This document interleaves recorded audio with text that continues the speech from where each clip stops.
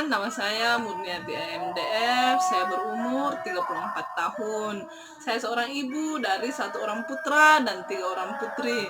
Dan saya juga adalah seorang kepala desa di Kabupaten Jeneponto, yaitu Desa Kasih, Kecamatan Rumbia, di mana Desa Kasih itu mempunyai jumlah penduduk kurang lebih 3.000 dan terdiri dari 6 dusun. Saya menjabat sebagai seorang kepala desa sejak tahun 2013 hingga 2019 untuk periode pertama, dan periode kedua tahun 2019 hingga tahun 2023 nanti. Saya mencalonkan diri sebagai calon kepala desa di Desa Kasih pada periode pertama dengan melawan 1 orang kandidat, dan saya dinyatakan menang dengan perolehan suara sebesar 786 suara. Alhamdulillah pada saat itu saya merupakan kepala desa termuda di Kabupaten Jeneponto, di mana umur saya pada saat itu 27 tahun dan saya adalah seorang perempuan. Periode kedua saya, berdasarkan hasil rekapan panitia pemilihan kepala desa serentak di Jeneponto, kami memiliki persentase suara tertinggi, dan itu artinya bahwa saya sebagai seorang incumbent memiliki suara yang tertinggi di antara 32 desa tersebut yang melakukan pemilihan. Tentu tidak mudah bagi saya untuk meyakinkan masyarakat, apalagi budaya patriarki di pedesaan masih sangat kental. Resistensi mereka terhadap pemimpin perempuan sangatlah tinggi. Jadi di periode pertama saya berusaha untuk mengajak keluarga saya untuk mendukung saya, dan alhamdulillah saya terpilih. Dan untuk periode kedua saya itu tidak terlalu sulit bagi saya untuk memenangkan pertarungan tersebut, karena saya hanya cukup memperlihatkan kinerja saya pada periode sebelumnya.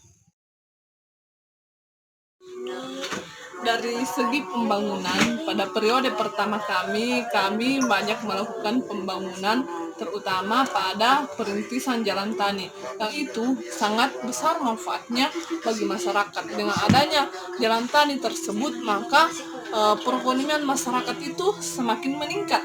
Kenapa tidak? Karena awalnya masyarakat itu jarang menanami lahannya dengan tanaman hortikultura karena sulitnya membawa pupuk kandang ke dalam lokasi pertanian. Tapi alhamdulillah dengan adanya jalan tani tersebut, maka itu akan memudahkan masyarakat untuk mengangkut pupuk kandang yang akan digunakan oleh para petani untuk di lahan pertaniannya.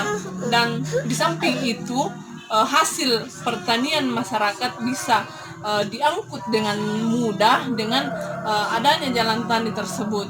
Ya, boleh dikatakan bahwa masyarakat Desa Kasih yang bergelut di bidang pertanian rata-rata menerima omset hampir ratusan juta per tahun dengan hasil hortikultura tersebut. Kemudian yang kedua, infrastruktur yang kedua yang kami bangun selama periode pertama itu yaitu embun desa. Embun desa ini adalah merupakan prioritas penggunaan dana desa. Oleh karena itu kami banyak membuat embun desa di beberapa titik, dan itu juga cukup besar manfaatnya, di mana para petani yang awalnya hanya panen hanya 1 kali setahun, tapi alhamdulillah dengan adanya embun desa tersebut para petani bisa menggarap lahannya 2 kali dalam setahun, dan tentu itu sangat membantu perekonomian masyarakat yang ada di Desa Kasih. Dan periode kedua kami tidak terlalu banyak melakukan pembangunan di bidang infrastruktur. Kami hanya banyak mengadakan pemberdayaan bagi para pemuda dan para perempuan. Di samping itu kami juga mulai menata desa kami. Dari segi pembangunan kami berusaha untuk memaksimalkan potensi masyarakat untuk turut membangun desa, terutama pemuda dan perempuan. Kami selaku pemerintah desa memfasilitasi para pemuda lewat organisasi Karang Taruna untuk mengembangkan minat dan bakat mereka.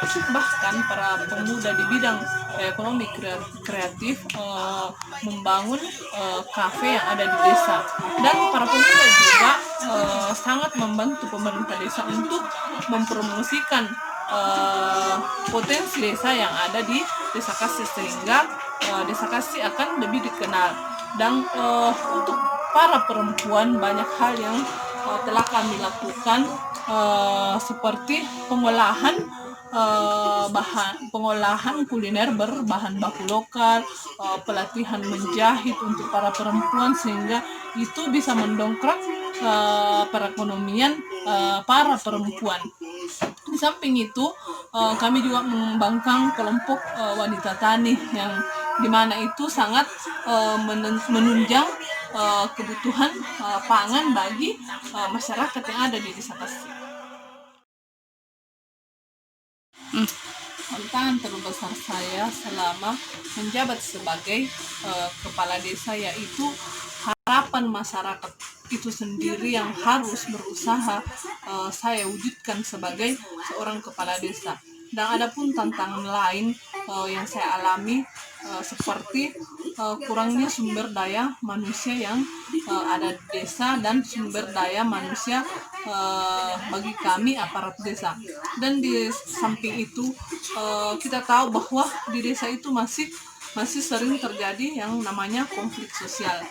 Dan tantangan selanjutnya yaitu kodrat saya sebagai perempuan dan juga sebagai kepala desa, tentunya saya harus membagi waktu saya antara seorang kepala desa dan sebagai ibu bagi 4 orang anak. Prestasi-prestasi yang telah kami dapatkan selama kami menjabat sebagai kepala desa yaitu di tahun 2016 kami mendapat penghargaan dari pemerintah kabupaten sebagai desa yang terbaik dalam pengelolaan keuangan di desa se-Kabupaten Jeneponto.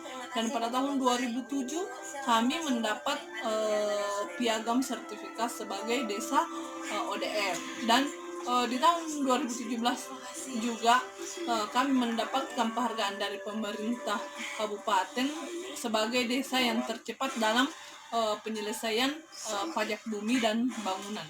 Dan ada beberapa prestasi lagi yang tidak dapat kami sebutkan satu persatu.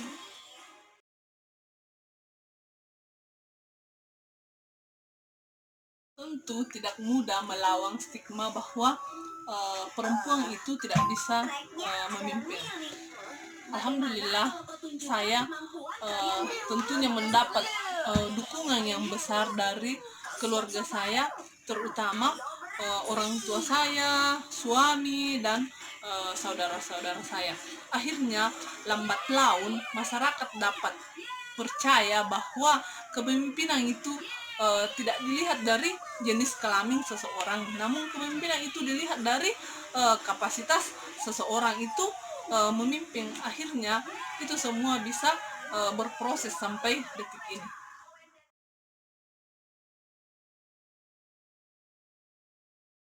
Sebagai seorang ibu dari 4 orang anak, tentunya saya harus pintar membagi waktu antara keluarga dan pekerjaan. Tentu tidak mudah untuk menyeimbangkan antara pekerjaan dan mendidik anak di rumah, tapi sekali saya bilang alhamdulillah saya punya keluarga yang sangat mendukung pekerjaan saya, sehingga di samping menjabat sebagai kepala desa, saya juga bisa mendidik dan merawat putra dan putri saya.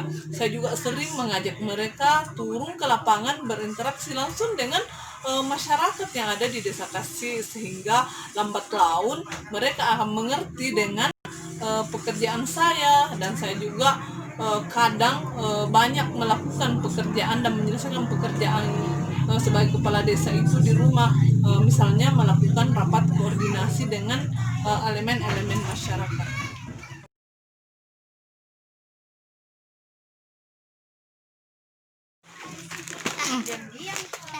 harapan saya untuk masyarakat Desa Kasih itu adalah agar masyarakat Desa Kasih bisa maju dan mau bekerja sama dengan pemerintah desa untuk memajukan Desa Kasih ke depan.